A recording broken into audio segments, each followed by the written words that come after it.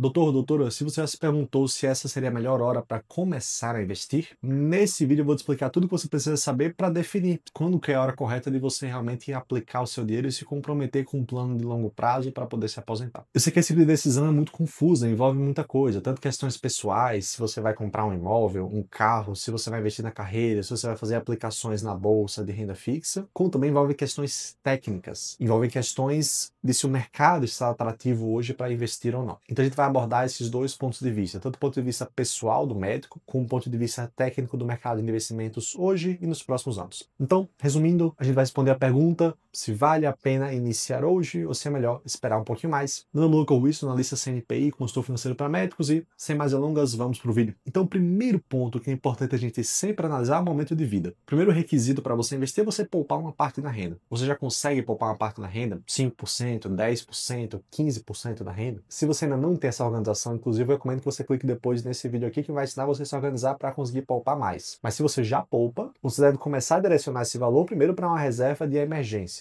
Uma reserva que sirva para quando você tiver algum imprevisto, algum gasto a mais que você não esperava ou tem uma perda de renda, você consiga se manter tranquilo. Por que é importante a reserva de emergência antes de investimentos para longo prazo? Porque se você não tem uma reserva de emergência, quando tiver algum imprevisto, uma emergência, você vai precisar sacar dos investimentos de longo prazo.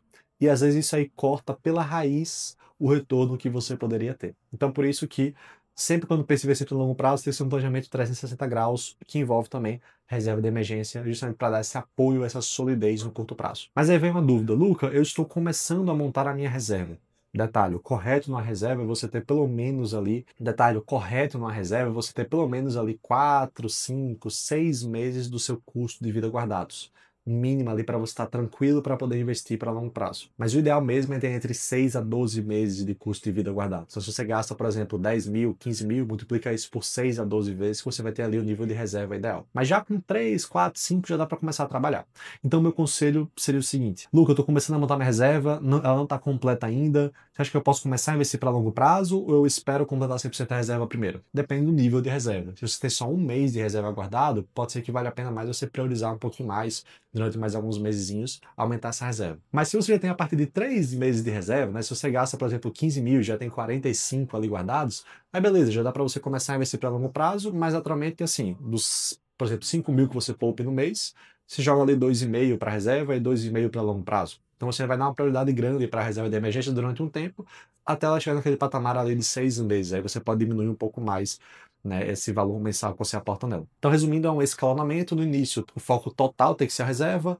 Depois que você atinge um certo patamar ali de 3 meses de custo de vida, você pode começar a dividir, começar a investir para longo prazo. Eu não gosto da ideia de você completar a reserva 100% primeiro, para depois começar a longo prazo, porque muitas vezes você acaba perdendo oportunidades boas. Por esse preciosismo de realmente construir a reserva toda, você pode acabar deixando passar um momento de mercado muito bom para começar a investir para longo prazo, que daria ali um empurrãozinho inicial muito bom para esse acúmulo de patrimônio. Então por isso que é interessante às vezes realmente equilibrar as duas coisas, tá bom? Mas assim, além da reserva, que a reserva é essencial não só para quem quer investir, mas para qualquer pessoa que quer ter o mínimo de estabilidade financeira. Outro ponto que você tem que avaliar antes de investir para longo prazo é quais objetivos você tem hoje. Então você tem somente o objetivo de aposentadoria ou tem algum objetivo que vai requisitar recursos nos próximos anos, requisitar gagal, que vai realmente drenar um pouco esse patrimônio seu. Por exemplo, a compra de um apartamento, uma casa, a compra de um carro, né, a troca de um carro.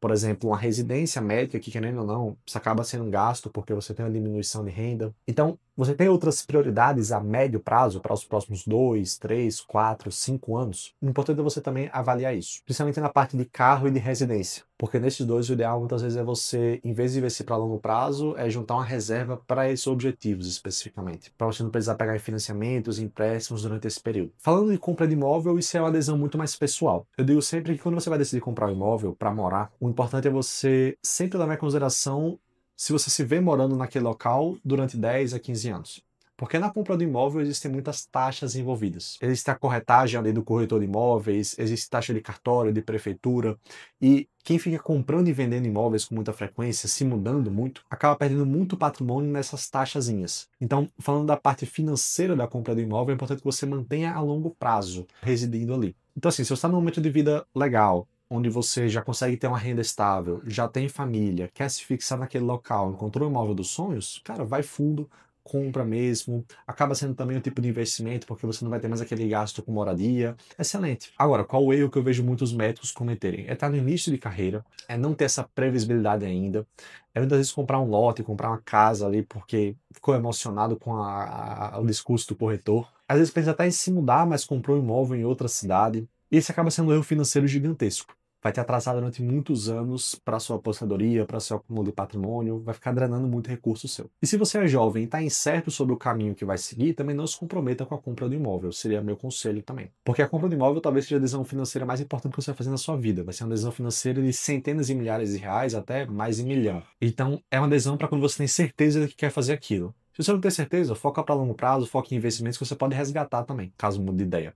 O imóvel não dá para mudar de ideia tão fácil. Beleza? Então, para resumir, investimentos de médio prazo, no caso de carro e de residência, é buscar formar uma reserva para eles também, além do objetivo de longo prazo. Às vezes até mesmo priorizando essa reserva para residência, né, no caso, pode ser mais prudente. No caso de compra de imóvel, é uma decisão muito mais pessoal do que financeira, é a decisão de ter certeza de que vai se fixar ali. Avalie isso antes de começar a investir. Agora, saindo um pouquinho do ponto de vista mais pessoal, de momento de vida, ainda mais do ponto de vista técnico, o que você avalia no mercado de investimentos para saber se é um bom momento ou não para investir? Então, olhando para o panorama hoje, a gente tem uma taxa Selic atualmente a 15% ao ano. Então, a taxa Selic ela serve para controlar a economia, ela é definida pelo Banco Central, e quanto mais alta é a taxa Selic, mais altos são os rendimentos das aplicações de renda fixa. As aplicações de banco, por exemplo, aquelas que você deixa o dinheiro rendendo, o Tesouro Selic, o Tesouro IPCA, né, os tipos de tesouro direto, acabam rendendo muito mais quando a Selic está mais alta. E no caso da taxa Selic especificamente hoje, a 15% é o maior rendimento dos últimos 20 anos. Ou seja, olhando para a renda fixa, está num momento muito atrativo para se começar a investir. Quando que a renda fixa não está num bom momento para se investir? Quando a taxa Selic está baixa.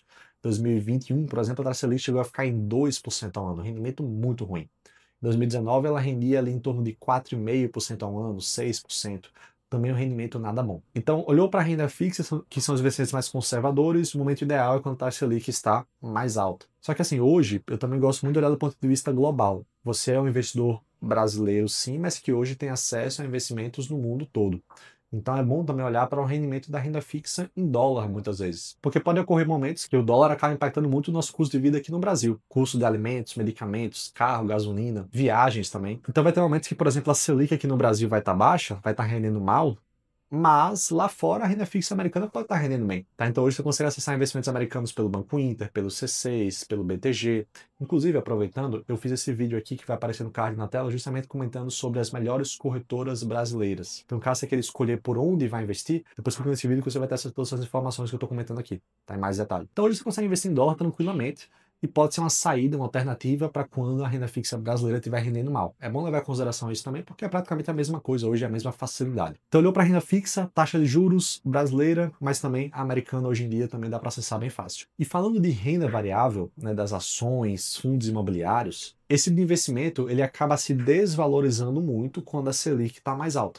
E por que que isso acontece? Justamente porque quando a Selic ela aumenta, quando a renda fixa fica mais rentável, vai de 4% para 15%, naturalmente que ela atrai muito mais recurso. Os investidores olham para aquele investimento conservador rendendo muito, como está hoje, e acabam vendendo a renda variável para comprar a renda fixa. Por isso que quando a Selic sobe, a renda variável acaba caindo também. Só que é nos momentos quando a renda fixa está no topo, quando a Selic está em 15%, já atingiu ali o topo esperado, que a renda variável pode estar num momento muito bom para se comprar. Porque, por exemplo, no cenário atual, 2025, estou gravando esse vídeo aqui em outubro de 2025, daqui para frente o caminho da Selic está muito claro. A Selic vai começar a cair, muito provavelmente, no próximo ano. Vai cair para 14, para 13, talvez até mesmo para 12. E com a Selic caindo, a renda fixa fica menos atrativa. E o que fica mais atrativo? A renda variável.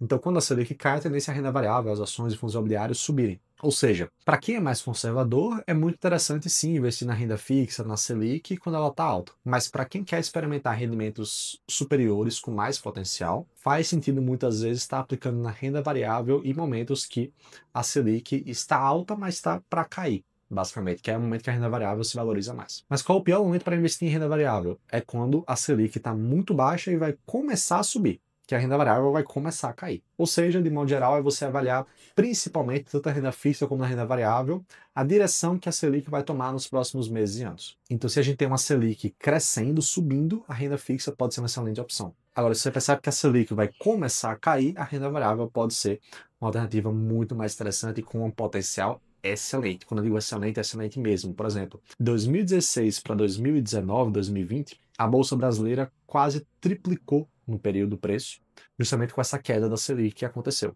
E da mesma forma que eu comentei da renda fixa americana, você também sempre pode olhar para a renda variável americana também. Para os fundos imobiliários americanos, que são REITs, o nome técnico, para as ações americanas também. Então, se não está no momento legal para as ações brasileiras, também sempre pode olhar lá para fora, porque costuma ser um mercado mais estável. As empresas lá fora são muito mais estáveis, têm muito mais qualidade, né? As ações de tecnologia, Amazon, Apple, Google, Meta. Então, às vezes, então elas acabam sendo muitas vezes um porto seguro quando você quer buscar rendimento maior em renda variável sem ter essas variações tão grandes aqui da Bolsa Brasileira. Inclusive, se você quer saber também tudo sobre tipos de investimentos, esses investimentos que eu estou comentando aqui e ali, eu também fiz um vídeo ranqueando vários investimentos, como eu fiz aquele vídeo das corretoras, só que dessa vez ranqueando ações brasileiras, americanas, renda fixa.